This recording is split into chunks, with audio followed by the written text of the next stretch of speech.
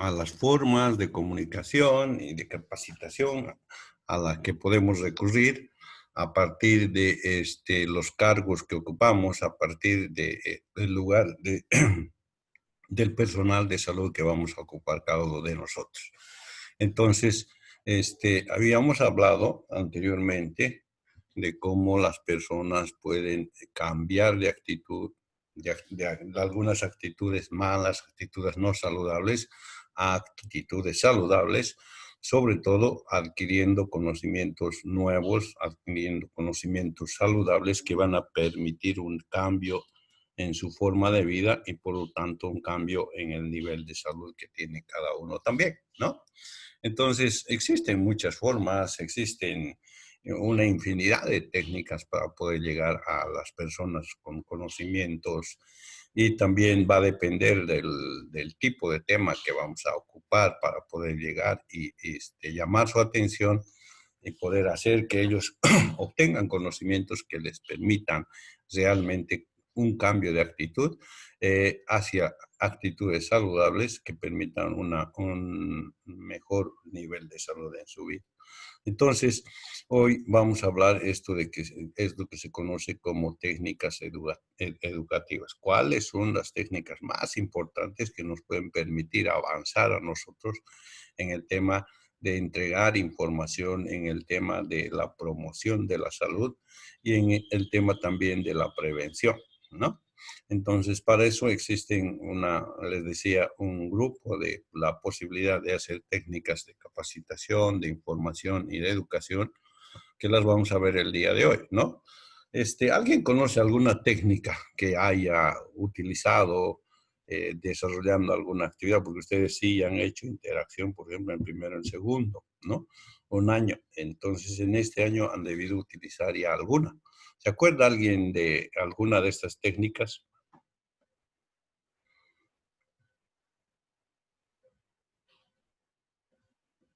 Ustedes sí hacen esas técnicas de comunicación, por ejemplo. Después de trabajando todo. Bien. ¿Otra?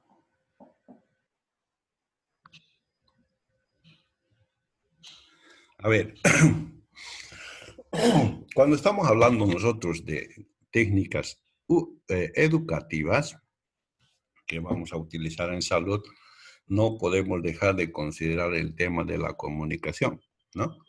La comunicación escrita, la comunicación oral o la mixta, escrita y oral.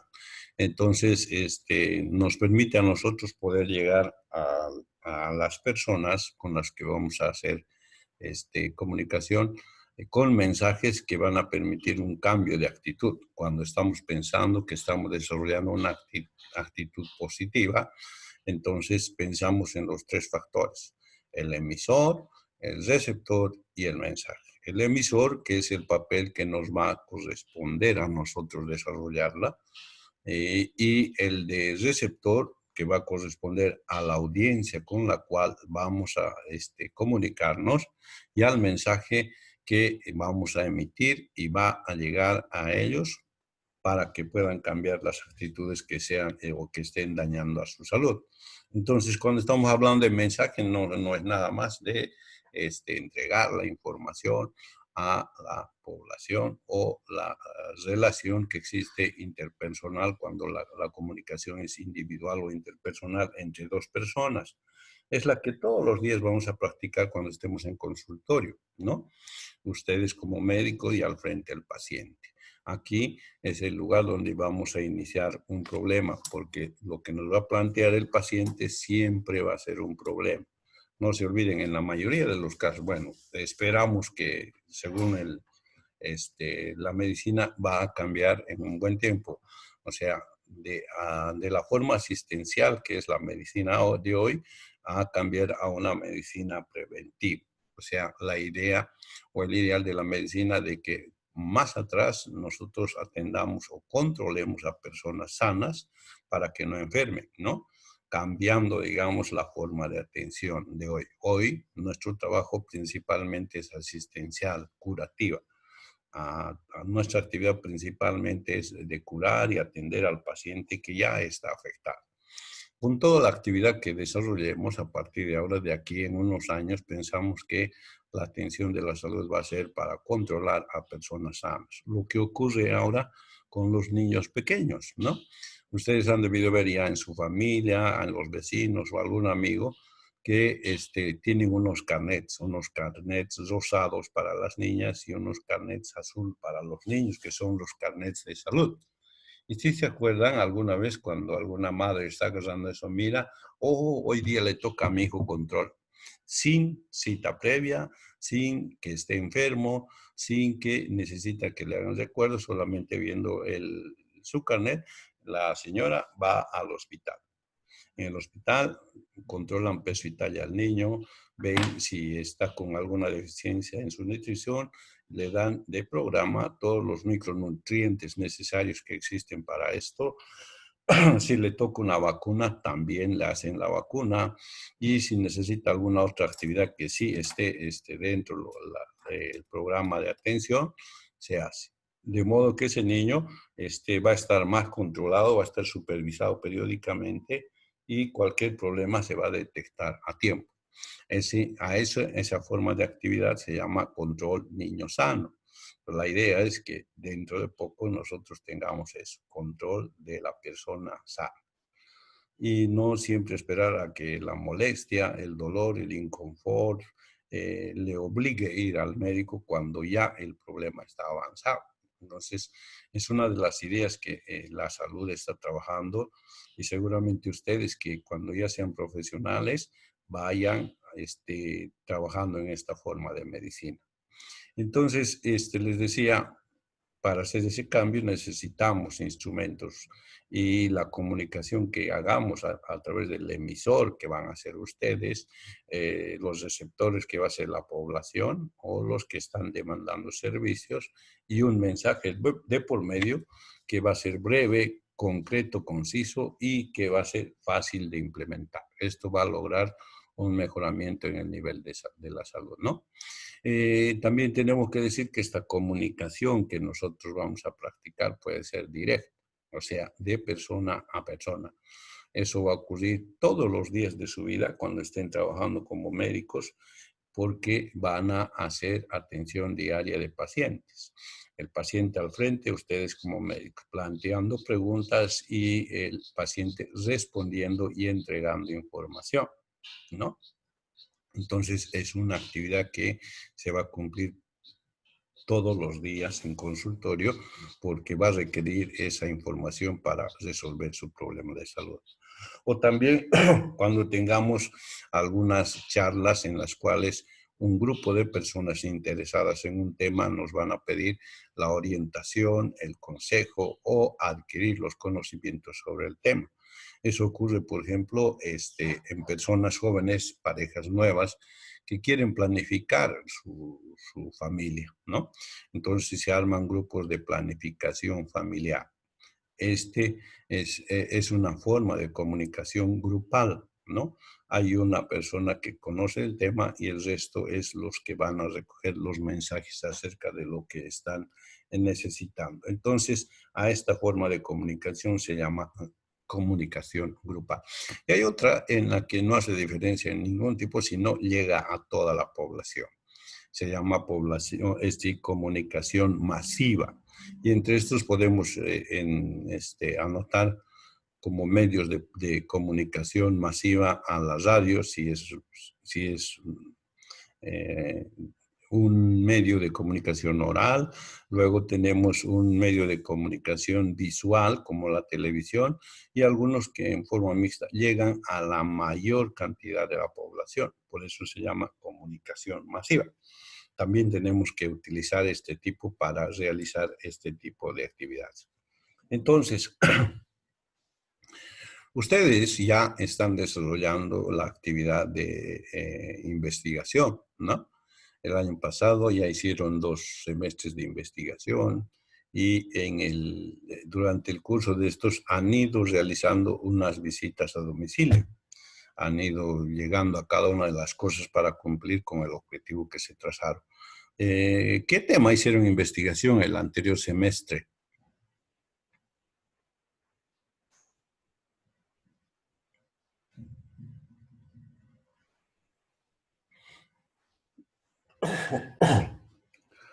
¿Hicieron investigación o no? Sí, creo que En sí. el grupo E que estaba el anterior semestre hicimos sobre dengue, doctor. Sí, Y doctor. chikungunya. Sobre el dengue, sobre el chikungunya, ¿no? Entonces, la actividad principalmente, ¿en qué consistía?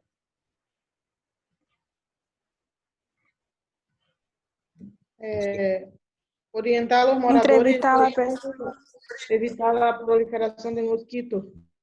Hacían promoción de la salud, así se llama eso, ¿no? ¿Qué más? Ensinarles cómo hacer armadillas para pegar mosquitos. Perfecto.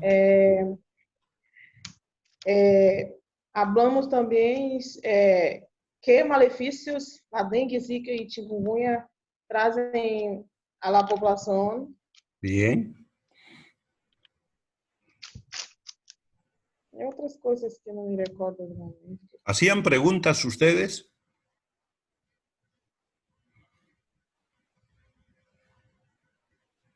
Por ejemplo, les preguntaban su Sí, nombre. doctor. Ah, ya. ¿Y eso qué se llama? Entrevista, ¿no? Ah, entrevista. Entrevista u encuesta si es escrita, ¿no? Entonces recogían información.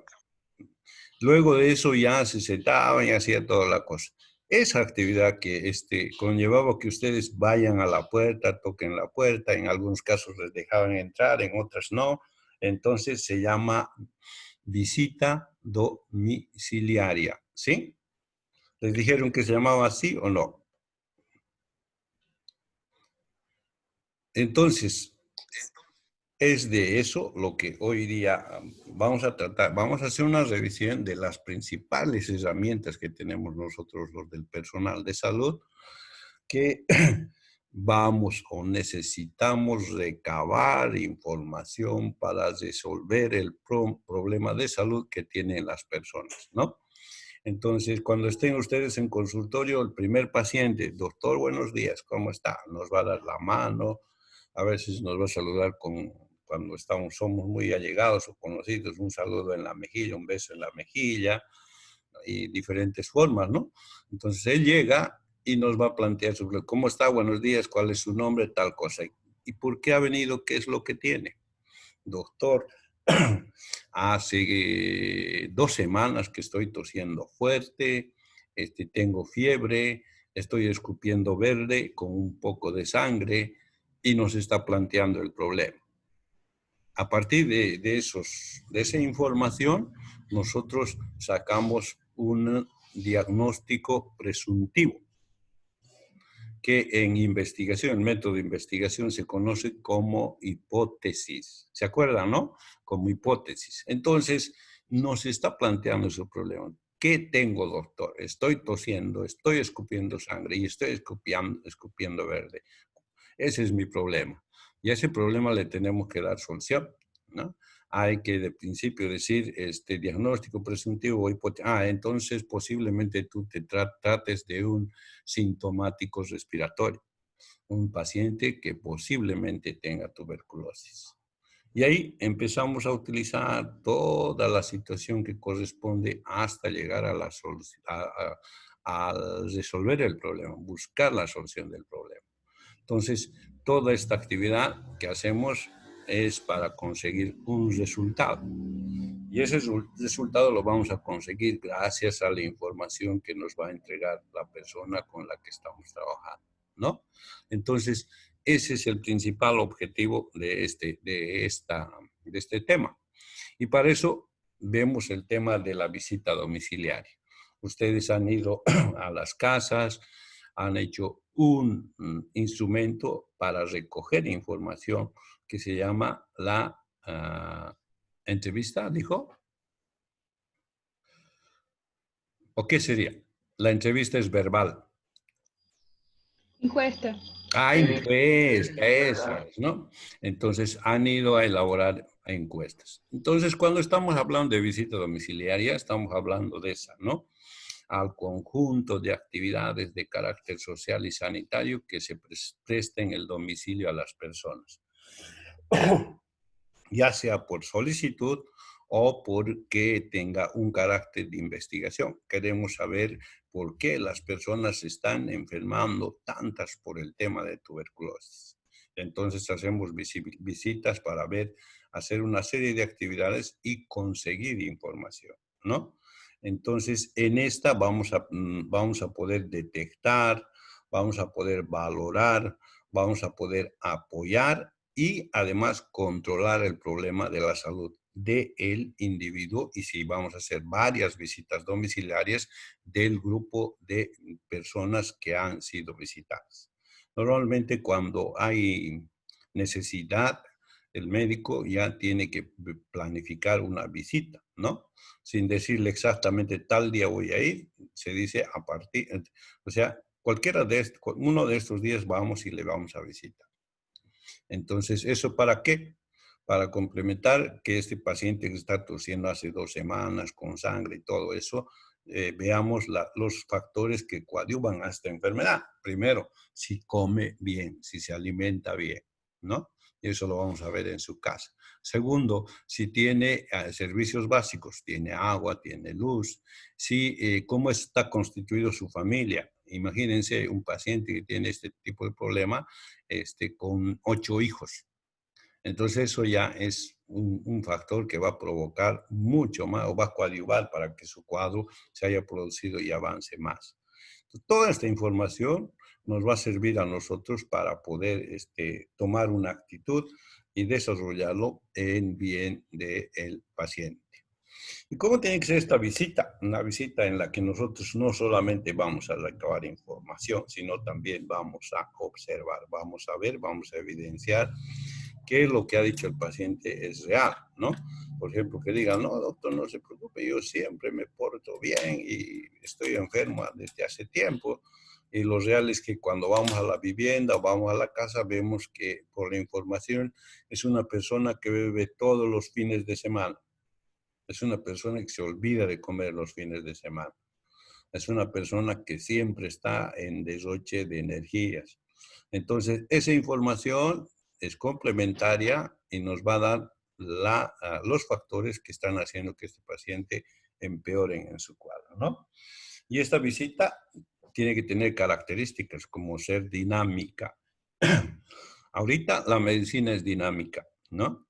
Lo que hace 2 años era efectivo para curar un medicamento por la resistencia y todo eso, hoy ha perdido su efectividad. Por ejemplo, cuando hablamos de la penicilina hace años atrás era la droga maravillosa. No había ninguna patología que se resista al uso de la penicilina. Hoy sí apenas se utiliza, ¿no? ¿Por qué? Porque muchos de los agentes patógenos han adquirido resistencia, son resistentes. Y entonces hay cambio. Los doctores de hace 20 años usaban la penicilina como la droga maravillosa. Hoy, los médicos de hoy dicen, no, la penicilina es agua de mote, o sea, ya no nos sirve casi para nada, ¿no? Entonces, es dinámica y cambia. Antes el diagnóstico se hacía con el dedo, por ejemplo, una prostatitis se hacía diagnóstico con el dedo, haciendo tacto. Hoy se utiliza sondas, hoy se utiliza imagenología. Entonces, ha cambiado. Lo mismo, este tipo de visitas tienen que ser muy dinámicas, tienen que ser rápidas, dinámicas, donde haya interacción de la familia, del paciente y también el personal que va a realizar la visita, ¿no? No tiene que ser que vaya el doctor, se siente y pregunte y listo. No, tiene que ver, hay otras formas de ver en la vivienda lo que está pasando.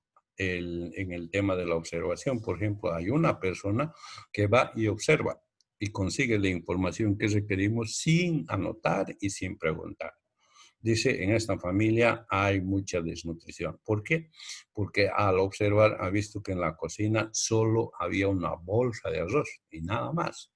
Entonces se supone que una persona, o sea, una familia de 8 hijos, más la madre y el padre, 10 personas, no había ningún tipo de verdura, ningún tipo de carne y solo había arroz. Entonces se alimentaban de arroz, por lo tanto, con seguridad había desnutrición.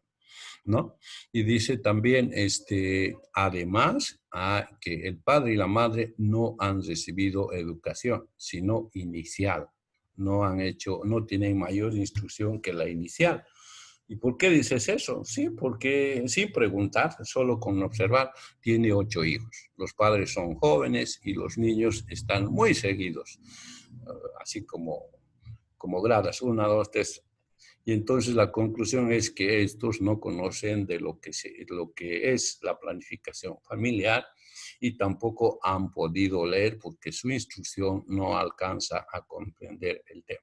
Entonces solo estamos observando y estamos sacando esa información.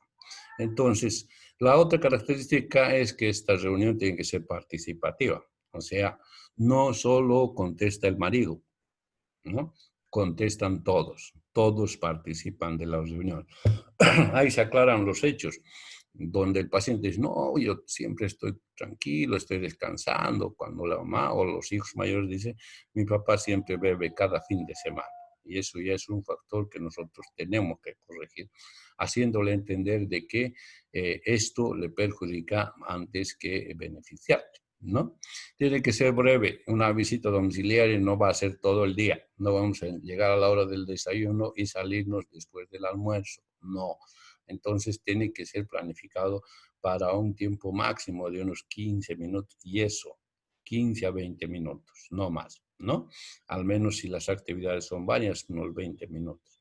Tiene que ser informal, o sea, no tengo, o es una visita que si yo programo le digo, mire, mañana vamos a ir a las 8 de la mañana a su casa y nos va a esperar. Eso nos va a dar una información mala porque la persona, la mamá, el papá, los hijos mayores, pensando en lo que van a decir los médicos, van a ese día tratar de resolver, cambiar las cosas, ¿no? Entonces, pero si decimos, nosotros le visitamos cualquier rato, estamos asegurando que le vamos a visitar y le caemos en cualquier momento, entonces vamos a ver lo real. En el tema de servicios básicos, higiene, alimentación y todas las cosas. Entonces, es importante que tenga esta característica. Y también, como les decía, podemos combinar todo lo que hemos dicho anteriormente con otras técnicas como la observación. Alguien que mire y observe y saque información sin preguntar, ¿no? Ahí mismo podemos hacer una encuesta individual al papá, a la mamá y a los hijos. O también podemos hacer una entrevista verbal donde vamos a grabar. No necesitamos escribir, pero sí grabar para que podamos hacer el resumen de la encuesta. Entonces sí se puede hacer una mezcla de técnicas de recolección de información. ¿Y para qué vamos a hacer esto? Uno, conocer el estado de salud del paciente, ¿no? Ahí vamos a preguntar, ¿y en la familia? ¿Cómo ha estado últimamente? Él dice, hace unos 3 días que estoy mal y estoy escupiendo sangre, por eso vine. Cuando llegamos, la familia y la esposa nos dice, él está hace 1 mes o 2 meses que está así. Entonces, estamos viendo que su situación no era reciente, sino se está arrastrando de 2 meses. Y en este tipo de patologías, hablando de la tuberculosis, es que es un tiempo suficiente para que pueda avanzar. Luego tenemos que hablar también de que todo lo que la actividad que estamos realizando en este tipo de charla es para cambiar el estilo de vida. Nosotros debemos conseguir en la familia cambiar varios de las formas de vida que tiene. Primero, debemos conseguir que el paciente aprenda de que cuando está tosiendo es un momento donde puede contagiar a las personas de su entorno, a su familia, a sus hijos. Entonces, hacemos capacitación. Les indicamos cómo él tiene que hacer todas sus actividades sin poner en riesgo a su familia. Ahí mismo, nosotros aprovechamos para evaluar la salud de cada uno de los componentes de la familia, porque es posible, como el esposo duerme con la esposa, es posible que ella también sea portadora de esto, o también todos los hijos. Entonces, nos sirve también para ver esto, el estado o situación de salud de la familia, ¿no?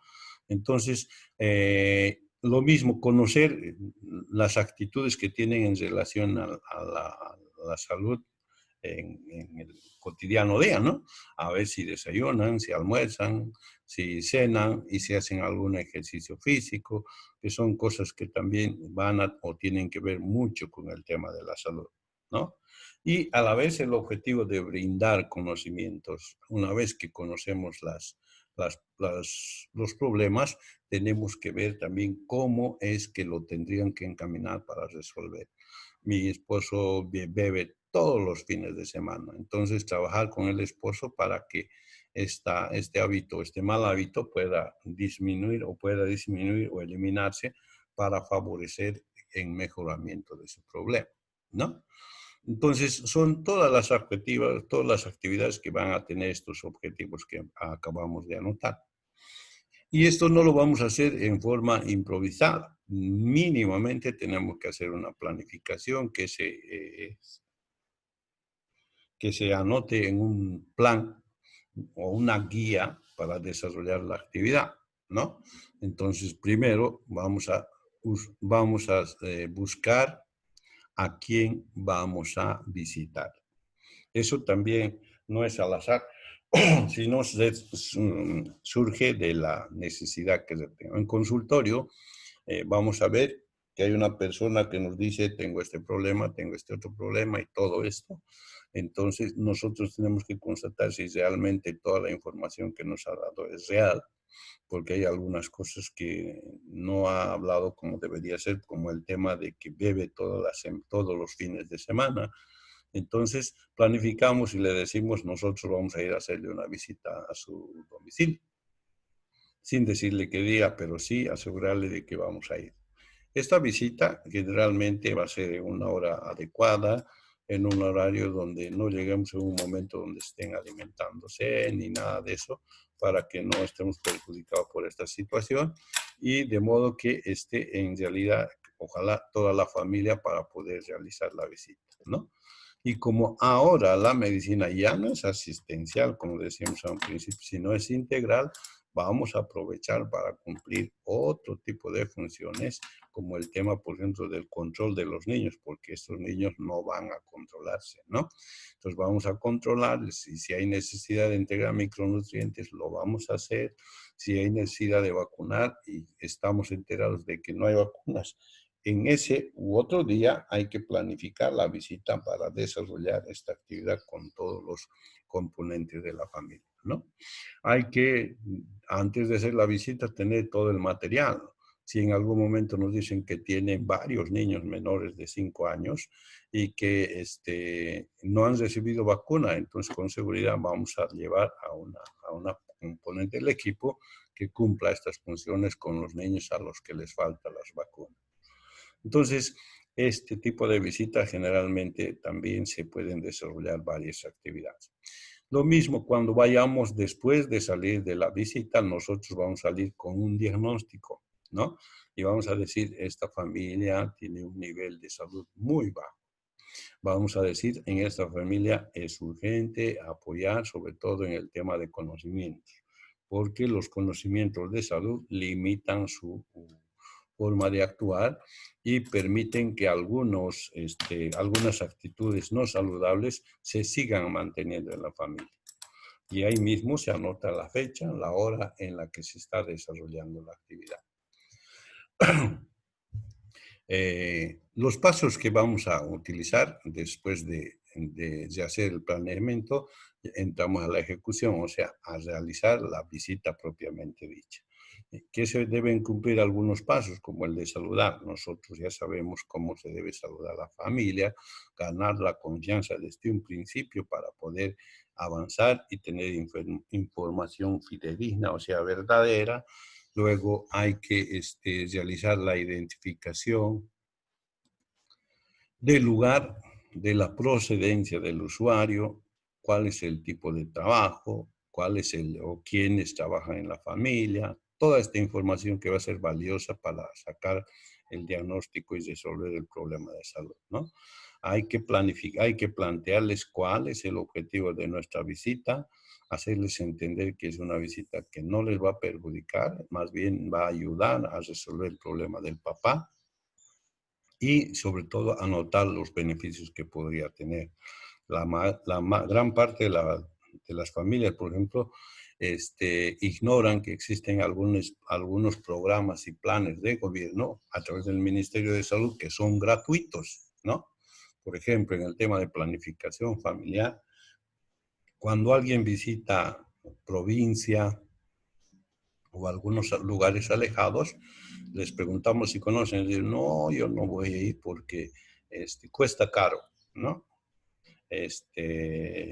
Primero hay que pagar la consulta, segundo que las medicinas que nos dan y tercero si es que hay alguna cosa que tenemos que comprar y eso cuesta caro. Cuando lo real es que hay un plan, hay un programa que brinda todo eso en forma gratuita.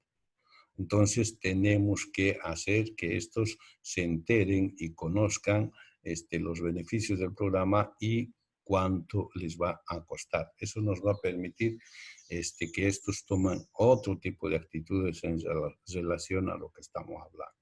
También en la utilización del lenguaje. Imagínense a un médico que llegue a una familia humilde y les diga, les hable en términos médicos difíciles de entender para ellos. Es posible que nos muestren su cara, no digan nada, pero a la final nos enteramos de que ellos no entendieron nada porque la terminología que hemos usado ha sido muy técnica, ¿no? Entonces, en esto se recomienda que el idioma con el que nos vamos a referir sea un idioma comprensible para ellos, ¿no? Y si es necesario, adecuarnos al idioma que puedan utilizar permanentemente, ya sea el guaraní, el quechua, el aymara, o sea, dependiendo del lugar donde vamos a ir. También que cuando hagamos la visita nos puedan recibir en forma grata y que no, más bien, no piensen que somos intrusos dentro de la visita y que lo que va a hacer que las respuestas que nos puedan entregar no sean las adecuadas o no sean las verdaderas. Entonces, sí o sí, tenemos que ver de que de principio esta familia a la que vamos a visitar nos entregue toda la confianza y nosotros nos ganemos esa confianza para tener un buen resultado. El segundo paso es la de preguntar el informe o sea, las palabras o las preguntas que vamos a desarrollar con el marido y con la familia para ver que con esta información podamos elaborar un informe que nos va a servir para dirigir el tipo de actitud que va a tomar el médico en relación a la familia y al paciente, ¿no? Hay que observar minuciosamente, inclusive para esto les decía, hay una persona que ya es especializada, que sin preguntar ni escribir, solamente con la observación, va a poder conseguir información que nos va a servir en esta actividad, ¿no? Hay que demostrar sobre todo de que todo lo que estamos indicando sí va a ser beneficioso. Y para eso vamos a tener que recurrir a algunas otras herramientas que existen, como los sociodramas, alguna información, sobre todo gráfica, si son personas que no saben leer, entonces es más fácil que ellos puedan entender a través de imágenes y todas esas cosas. Lo mismo que aprovechamos la visita para enseñar, entregar, sobre todo, conocimientos para resolver los puntos críticos. Son personas que tienen la costumbre de beber todos los fines de semana. Hacer entender a la familia que este tipo de actividades lo que va a hacer es empeorar la salud del padre y por lo tanto de la familia, ¿no? Entonces, sobre todas estas cosas, tenemos que al final hacer una evaluación con la familia para ver cuáles son las cosas que nos pueden ganar o hay que corregir para desarrollar la actividad en otros grupos familiares, ¿no? Por ejemplo, una evaluación fácil es aquella que se plantea 3 preguntas. ¿Qué ha sido lo bueno de la visita? ¿Qué ha sido lo malo de la visita? ¿Y qué ha sido lo bueno, lo feo de la visita, ¿no? Nos dirán, lo bueno es que ustedes han llegado en hora y nos han traído todo lo que dijeron que iban a traer. Lo malo es que mi familia se salió y han llegado a cualquier hora, no estaban todos. Y lo feo es que a la hora del refrigerio no les hemos podido invitar nada porque no había. Bueno, entonces eso nos va a permitir corregir, por ejemplo, el horario, tratar de que a la hora del refrigerio, a la hora del almuerzo, a la hora del desayuno, no sea no es una hora efectiva para llegar a hacer la visita, porque les vamos a poner en problemas, sobre todo a la madre, que es la que tiene que atender, ¿no? También en el tema de la evaluación, después de hacer esta pequeña evaluación, hay que felicitar, hay que motivar a la familia para decirles de que este tipo de visitas son importantes para el cambio que puedan tener en la familia. Hacer una despedida corta y luego dar por concluido la actividad en la visita. Luego viene la evaluación del equipo, ¿no? Nosotros tendremos que hacer una evaluación de cómo ha ido la visita. Ver desde el horario cumplido, horario incumplido, la distancia que se ha tenido que recorrer para llegar, que era muy lejos y que la próxima, si lo vamos a hacer, hay que ir en movilidad, porque se tarda mucho yendo a pie y todas esas cuestiones que nos van a servir para desarrollar esta actividad. Entonces, a esta actividad se conoce como visita domiciliaria. Ustedes han realizado ya esta actividad cuando estaban haciendo la investigación, ¿no? Y a ver, una situación que ha ocurrido. A muchos de ustedes, cuando han llegado a las casas, han golpeado, primero, no les han abierto. O segundo, les han dicho, nosotros somos de la universidad, van, hasta luego, no hay tiempo. Les han cerrado, ¿no? O si nos han atendido de con poco interés. Ah, sí, parece que estas. Entonces, ¿eso a qué creen que se debe? Por ejemplo, algunos los han largado con el perro directamente, ya. Así que no hemos podido llegar siquiera a hablar con ellos. Y algunos lo hacen mejor. Como no abren, no hay quien hacer la visita ni llenar información. Bueno, lo llenaban entre ellos. Se hacían autovisita, ¿no? ¿Por qué creen? Doctor, Sí. ¿y qué pasa si es una comunidad, como la comunidad Llorea? Ah, ya. Precisamente en ese tipo de situaciones existe una norma, existe una política que dice que todos los servidores públicos deberían conocer un idioma nativo. Se supone que los que trabajan en el área donde hay una población con un idioma diferente al nuestro, o sea, con el ayoreo, por ejemplo, mínimamente debería tener conocimiento. Es un requisito para contratar y trabajar en este tipo de área.